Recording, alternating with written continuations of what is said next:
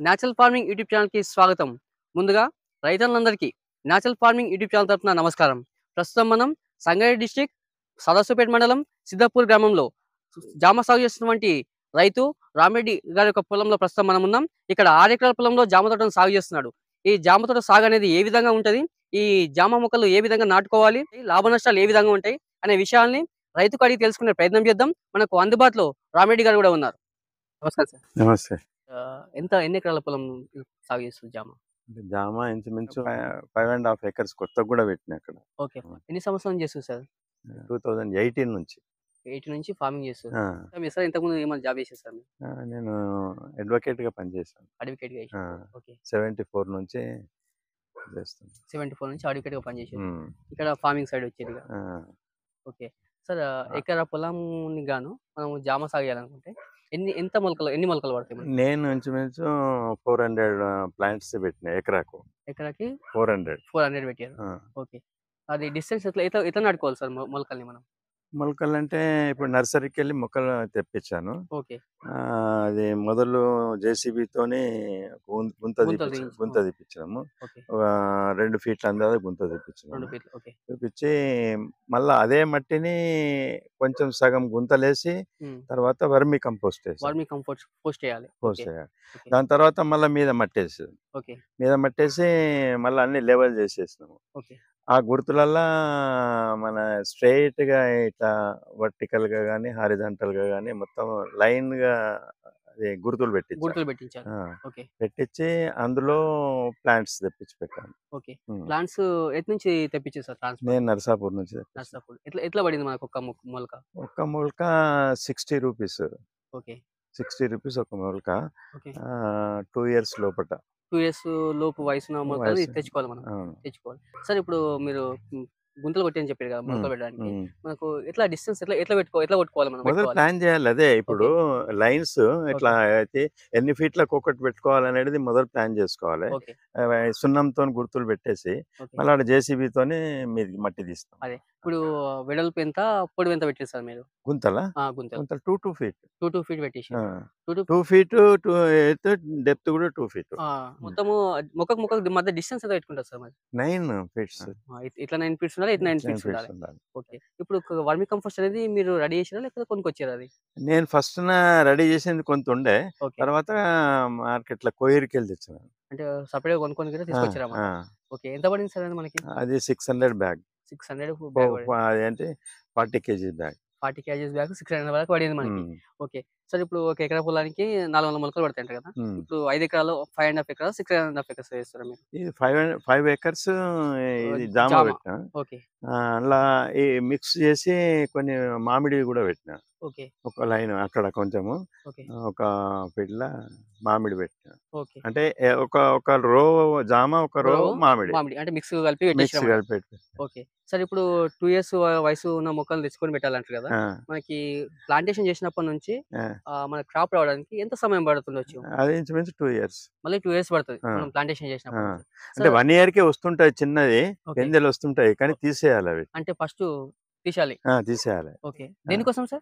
అదే చెట్టు గ్రోత్ గానీకే. అంటే ఫస్ట్ వచ్చిన తీసేస్తేనే ఈవెన్ మనకు ఒక్కొక్కసారి అది జామ కాయ ఉన్నది కూడా తీసుకొస్తాడు. అది మొలక పెట్టిన తానే వస్తుంటది అది. అట్లాంటి పెట్టితే కొంచెం పెరిగినాక 1 ఇయర్ తర్వాత ఇట్లా కొంచెం వస్తుంది, ఇంత అవుతుంది. అవన్నీ తెంపేయాలి. అంటే ఫస్ట్ తెంపేస్తేనే చెట్టు కూడా బలంగా అయిపోతుంది. నెక్స్ట్ వచ్చే క్రాప్ గట్టిగా వస్తుంది. ఓకే. ఇప్పుడు మనము ప్లాంటేషన్ చేసినప్పటి నుంచి మనకి వాటర్ అనేది చాలా అవసరం అన్నమాట. అంటే వాటర్ అనేది ఏ విధంగా అందిస్తున్నాం మనం? డ్రిప్. మొత్తం డ్రిప్ వేసుకోవాల్సి వస్తుంది ఫుల్ గా. అంటే మనకు వాటర్ షార్టేజ్ ఉంటే డ్రిప్, ఒక సఫిషియెంట్ వాటర్ ఉంటే ఓపెన్ గా కూడా ఇడ్స్ పెట్టచ్చు. ఓపెన్ కూడా అవకాశం ఉందన్నమాట. అట్లా కూడా అయితే మనకి. అట్లా కూడా అయితే. ఓకే. ఇప్పుడు సార్ ఇప్పుడు మనం ప్లాంటేషన్ చేసినాం కదా, చేసినప్పటి నుంచి మనకు 2 ఇయర్స్ వరకు క్రాప్ వస్తుంది. ఆ మధ్యలో ఇంకేమన్నా డిసీజ్ కానీ వచ్చే అవకాశం ఉంటుందా? డిసీజ్ అంటే మేము ఆర్గానిక్ పెస్టిసైడ్స్ ఎక్కువ వాడతలేము కాబట్టి డిసీజులు తక్కువ వస్తాయి, రావు జనరల్ గా. అంటే మనం ఎక్కువ కంటే ఎక్కువ పెద్దగా అయినాక ఈగ వస్తుంది. ఈగ అది ఇప్పుడు మనకు పంట క్రాప్ వచ్చినప్పుడు ఎట్లా ప్రొటెక్ట్ చేయాలి మరి? ఈగ అంటే ఇక మనము వేప నూనె, ఇంకా బయోకెమికల్స్ అని దొరుకుతాయి. అవును. ఓకే. అవి అవి చేస్తే పిచికారి చేస్తే సరిపోద్ది.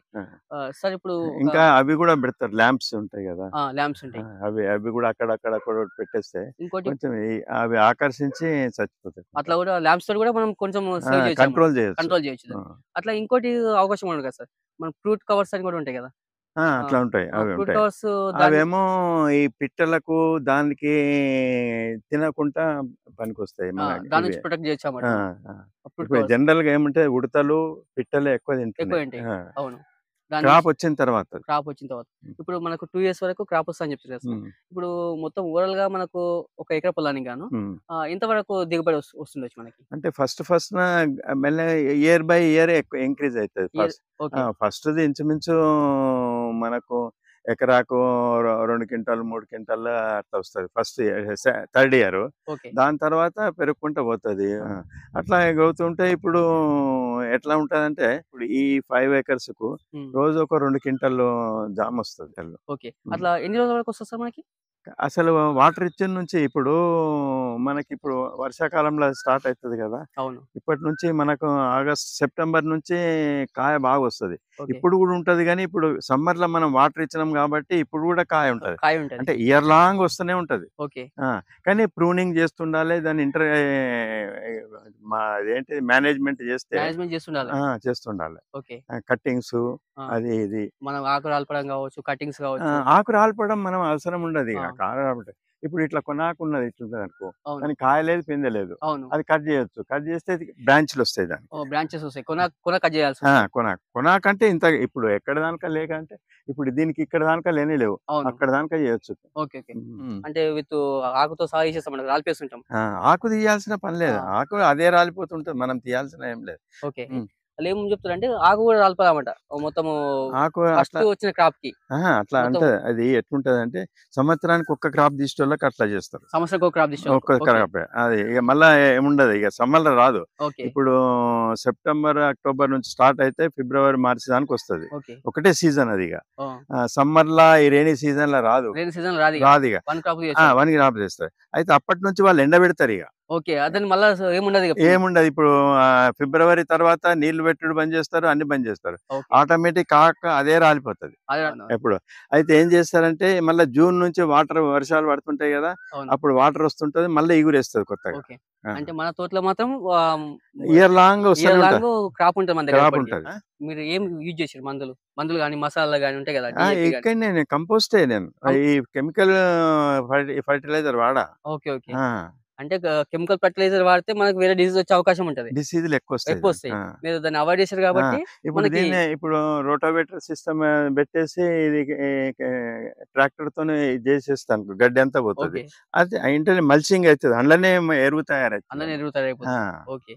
అంటే కలుపు నివారణ కూడా మీరు మనుషులతో కాదు, అది కలుపు నివారణ. సార్ ఇప్పుడు క్రాప్ కటింగ్ అనేది ఏ విధంగా చేస్తారు? ఎంత మంది పడతారు ఒక ఎకర పొలానికి? ఎకర పొలానికి అంటే కరెక్ట్ గా అట్లా తెలియదు, కానీ ఒక 20 మంది అయితే 5 ఎకరాలు చేసేస్తారు. 20 మంది కలిస్తే ఒక 5 ఎకరాలు క్రాప్ చేయొచ్చు కటింగ్. ఇప్పుడు మామిడికాయలు కూడా మేము మందులు ఏం వాడము, వాడము. అక్కడ ఉన్నాయని చెప్తే కదా, సైజు పెద్దగా వస్తుంది, ప్లస్ రాలిపోకుండా అనేది ఉండదు వాటికి. ఎందుకంటే జామల మధ్యన ఉంటది కదా, ఆ గాలి దుమానము వచ్చినప్పుడు దానికి ప్రొటెక్ట్ చేస్తుంది. అంటే అక్కడ మిక్సప్ పెట్టిరన్నమాట, మామిడి కలిపి పెట్టిండ్రు. అసలు జనరల్ గా అక్కడ క్రాప్ చెడు పడిపోయేది అని ఉండదు గాలి దుమానంకు. అంటే మొత్తంగా ఓవరాల్ గా మీరు ఈ మందులను అవాయిడ్ చేశారు కాబట్టి, ఆర్గానిక్ పద్ధతిలోనే చేస్తారు కాబట్టి కొంచెం మనకు టేస్టీ ఉంటది పండు. ఇది ఇంట్రెస్ట్ ఉన్న వాళ్ళు తీసుకుపోతారు, టేస్టీగా ఉంటది పండు. అంటే ఇక్కడ సార్ ఇంకోటి, ఇక్కడ మీ తోటలోకి వస్తే కూడా మీరు ఇక్కడ చేయగలుగుతారా? ఏంటి జామ పండ్లు ఎవరైనా రైతులు గానీ ఇంకా తీసుకునే వాళ్ళు వస్తే? అంటే నేను ఇప్పుడు ఇవన్నీ నేను చేసినాను, చేసి సంవత్సరానికి లీజుకి ఇచ్చేస్తాను ఎవరికన్నా. అంటే మీరు ప్రొటెక్ట్ చేస్తారు, సంవత్సరం కాగానే లీజుకి ఇచ్చేస్తారు? సంవత్సరం కాదు, మొదటి నుంచే వాళ్ళే చేస్తారు. నేను చెప్తే కట్టింగ్ చేయాలి, ఇది మసాలా వేయండి అని చేస్తుంటారు. లీజుకి ఇచ్చేస్తారు. అంటే నేను ఏమంటే హోల్సేల్ గా ఇంకెవరైనా కావాలనుకున్న వాళ్ళు వస్తే మీరు ఇక్కడ ఇస్తారు. పొద్దున వస్తే లీజుకి పట్టుకున్నాయని ఇచ్చేస్తాడు. ఇప్పుడు జనరల్ గా ఆయన తెంపి ఆయన అమ్మడు. ఓకే. ఈ ఇప్పుడు రోడ్ల మీద మనము అమ్ముతారు అవును. చూడండి, బండ్ల మీద పెట్టుకొని బండ్ల అమ్ముతారు. మీద పెట్టుకొని అమ్ముతారు. అవును. వాళ్ళే తెల్లార వరకు వస్తారు ఈడికి, ఓకే. వచ్చి వాళ్ళే ప్లగ్ చేసుకుంటారు, ఓకే. కట్ చేసుకుంటారు. ఓకే. తీసుకొని వాళ్ళు వెయిట్ బ్యాగులు కానీ హ్మ్. ఈ బాస్కెట్లు కానీ ఏమైనా నింపుకుంటారు. అవును. నింపుకొని వెయిట్ చేసుకొని వెయిట్ తీసుకొని చేసుకొని పోతారు, అమౌంట్ తీసుకొని ఇచ్చేసి వెళ్ళిపోతారు ఇక్కడికి. వెళ్ళిపోతారు. ఓకే. ఇది అంటే నేను చేసిన అదే పని, వాళ్ళు చేసిన అదే పని. అంటే మీరు ఇదంతా రిస్క్ లేకుండా వాళ్ళకి ఒక రిలీజ్ ఇచ్చేసిర్రు ఇగ. అంటే నేను టైంకి ఒకసారి ఉంటా, అవును. ఇట్లా పిల్లల దగ్గరికి పోతుంటా ఎప్పుడన్నా, అది అవునవును. ఇది అని బిజీ ఉంటది కాబట్టి ఇది ఉంటాయి. వాళ్ళకి ఇచ్చేసిరన్నమాట. ఆ, మామిడి సాగు ఏ విధంగా ఉంటది సార్ మరి? మామిడి సేమ్ ప్రాసెస్. అది కూడా ఎందుకంటే అవి ఇవి ఫస్ట్ పెట్టినవి డిస్టెన్స్ లో పెట్టిన నేను. ఓకే. ఇప్పుడు లేటెస్ట్ గా పెట్టినవి జామాలో పెట్టినవి అన్ని 9 feet కే అవి కూడా. ఓకే. అంటే అది మన సీడ్ ఉందా లేకపోతే అది నార్మల్‌నా? అంటే డిఫరెంట్ సీడ్. ఇప్పుడు మన కొత్తగా బైంగన్పల్లి, ఆ! దశేరి అని, ఓకే. కేసరి అని, ఓకే. మహమూద్ అని, ఇంకా హిమాయత్ అని, ఓకే. డిఫరెంట్ వెరైటీస్ అంటే ఉంటాయి. డిఫరెంట్ సీడ్స్ ఆ, వెరైటీస్ ఆ. తీసుకొచ్చి పెట్టి ఇప్పుడు ఇక తొక్కు మామిడికాయలు కూడా ఉంటాయి చట్నీలకు. ఓకే. మొత్తం బైంగన్పల్లె సార్. ఇది బైంగన్పల్లి. ఓకే. ఓకే. అంటే ఇది కూడా నేచురల్‌గా మనకు ఎటువంటి పెస్టిసైడ్ యూజ్ చేయకుండా నేచురల్‌గా మనకు వర్మి కంపోస్ట్ కావచ్చు, ఆర్గానిక్ పద్ధతిలో వర్మి కంపోస్ట్ లేకున్నా పశువులేడు ఊర్లలో పెంటలు ఉంటాయి కదా, అవునవును. బర్రెలు అవి ఆవులు ఇట్లా, ఆ! అవి కొనుక్కొని వేస్తాం. ఇట్లా గుత్తులు గుత్తులు ఉంటాయి. ఇవన్నిటికి కాయలే ఉండే ఓకే. ఓకే. ఇట్లా. ఇది మొత్తం కాయలే ఉంటాయి. ఓకే. రైట్. ఇది ఫస్ట్ ఆల్రెడీ వస్తుంది. మీరు క్రాపింగ్ తీసిర్రు కాబట్టి ఇది అట్లా మిగిలిందన్నమాట. ఒక పైన అవుతుంది. అవునవును. ఓకే. తెంపిన తర్వాత కొన్ని గ్రీన్ గా ఉంటే ఆ! రాలేదు. ఓకే. సార్ ఇప్పుడు మొత్తం మన దాంట్లో ఒక 6 రకాల సంబంధించినటువంటి సీడ్స్ మన దగ్గర ఉన్నాయి. సార్ ఇది కూడా డిఫరెంట్‌గా ఉందా సార్ ఇది? ఇది డిఫరెంట్ గా సేమ్ అదే చట్నీదే ఇది కూడా. ఇది కూడా చట్నీదే. ఓకే. ఇక్కడ వేరే చెట్టు పెడితే అది గాలి దుమ్మానంకు పడిపోయింది. ఓకే. ఇది కేసరి. ఇది కేసరి.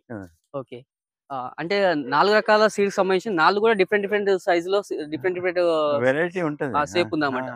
ఓకే. దీని క్రాప్ కూడా సేమ్ ఉంటదా సార్? క్రాప్ ఏమన్నా దానికి దీనికి ఏమైనా తేడా ఉంటదా? ఇప్పుడు బైంగన్పల్లి కావచ్చు, కేసరి కావచ్చు వీటికి? ఏముండదు ఇక అన్ని అట్లనే వస్తాయి. ఓసారి ఇట్లనే రాలిపోతాయి. ఇది బైంగన్పల్లె గానీ ఈసారి తక్కువ కాసింది. అది అక్కడ అది అది ఎక్కువ కాసింది. అది కూడా సేమేనా సార్? సేమ్ బైంగన్పల్లె. అది కూడా బైంగన్పల్లేనా? ఇవన్నీ బైంగన్పల్లె. ఓకే. ఇవన్నీ బైంగన్పల్లె. ఓకే. ఇది క్రాప్ బాగున్నది. అది ఇంకా పెద్దగా వస్తుంది. ఓకే. ఓకే. అక్కడేనా సార్? అక్కడ అక్కడ పెద్దగా వస్తుంది. ఇది క్రాప్ ఇది బాగుంది. అంటే ఇది పక్కన అల్లనేరేడు చెట్టు కూడా ఉన్నట్టుంది. అల్లనేరేడు చెట్టు కానీ రెండు ఒక దగ్గర ఇట్లా. ఓకే. ఇది అట్లా గుత్తులు గుత్తులు బాగుంది సార్ ఇది క్రాప్. ఇది హిమాయత్. ఇది ఓకే. హిమాయత్ ఇది. హిమాయత్. ఇది కాస్ట్ ఎంత ఉంటుంది సార్ ఇది? హిమాయత్ ఇది ఇంచుమించు ఇది 100 రూపాయలు దాకా ఉంటుంది. 100 రూపాయలు 120 వరకు ఉంటుండొచ్చు ఇది కూడా. కానీ ఇది ఇంట్రెస్ట్ లో బాగా రేట్ పెడతారు. కొంచెం అంటే మరీ స్వీట్ గా ఉండదు. ఓకే. మరి కొంచెం అదొక వెరైటీ టేస్ట్ ఉంటుంది. ఓకే. ఇప్పుడు ఆల్ఫాన్సో బొంబాయి దిక్కు మహారాష్ట్రలో ఆల్ఫాన్సో చేస్తారు. ఓకే. సేమ్ అట్లా టేస్ట్ ఉంటుంది. అలాంటి టేస్ట్ ఉంటుంది. నార్మల్ గా వాటితో కంపేర్ చేస్తే ఇది కొంచెం సైజ్ కూడా ఎక్కువ ఉంది మనకి. సైజ్ ఎక్కువ ఉంటుంది.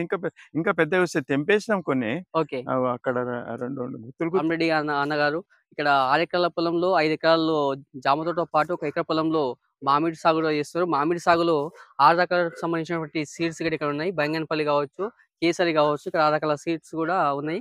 6 రకాలకు సంబంధించినటువంటి మొక్క చెట్లను చూపిస్తున్నాడు. ఇక్కడ క్రాప్ కూడా చాలా బాగుంది. ఆర్గానిక్ పద్ధతిలో మొత్తము ఫర్టిలైజర్స్ ను అవాయిడ్ చేస్తూ ఆర్గానిక్ పద్ధతిలోనే మన ఊళ్ళలో సంబంధించిన పేడ కావచ్చు, పశువుల ఎరువు సంబంధించినటువంటి అది కావచ్చు, వర్మి కంపోస్ట్ కావచ్చు, అవి మాత్రం యూజ్ చేసి ఇక్కడ ఫార్మింగ్ చేస్తున్న అన్నగారు చాలా ఎక్కువ మొత్తంలో క్రాప్ వస్తుంది.